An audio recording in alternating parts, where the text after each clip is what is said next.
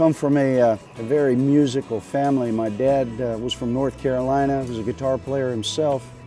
He really enjoyed that old-time country music. Drove me crazy back when I first started listening to it, but eventually it kind of caught on for me.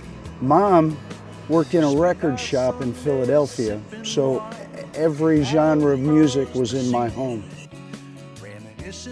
About 15 years ago or so, I started writing songs and got myself affiliated with the Nashville Songwriters Association International. My affiliation with them taught me how to write commercially viable music. From there, I've done a considerable amount of recording as well. I'm affiliated with BMI, so I can say I'm a BMI recording artist. Hi, I'm Matt McEwen, and I run Sound Mind Studios in Holly Hill, Florida. Over the last few years, it's been a real privilege to get to know Everette Stevens as an artist and as a singer-songwriter. He's got a great work ethic, and whenever he comes into the studio, he always brings a little bit of the islands with him. It's almost like the Bahamas or Key West comes to me when he comes into the studio. And over the last few years, we've had the privilege of working together also with some other artists and session players, some Nashville luminaries, people like Melissa Austin and Kitty Greenberg and Sam Tritico, Dennis Deering, people that have played on albums by folks like the Marshall Tucker Band or Kenny Chesney and Molly Hatchet. He's always prepared when he comes in, and he knows exactly where his music is going. And as an engineer, it's kind of exciting to work with an artist that knows who they are and has a really good vision of where they're going musically.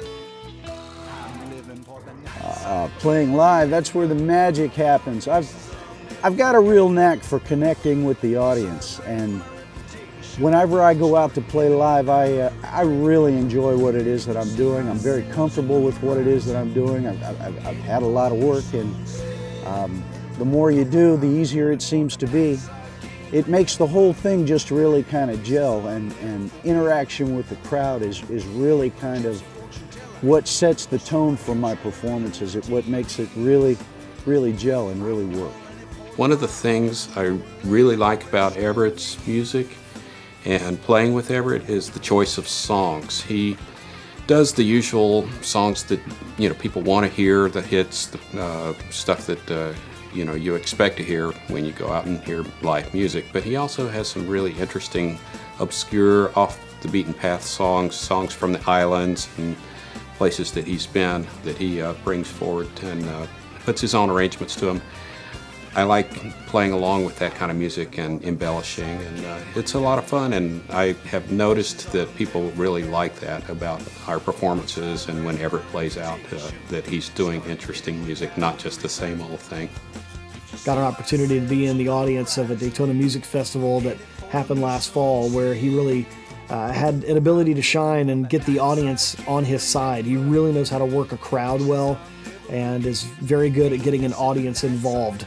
So it's a pleasure to work with Everette, and he's going places, not only as a writer, but as a performer. And I think any place that would book him would be privileged to have him. Well, the venues can expect some very happy guests. Typically when I show up, they need to bring in a little bit of extra staff because everybody's having such a good time. They wind up having a good time too. Won't be returning, we've been touched by the sun.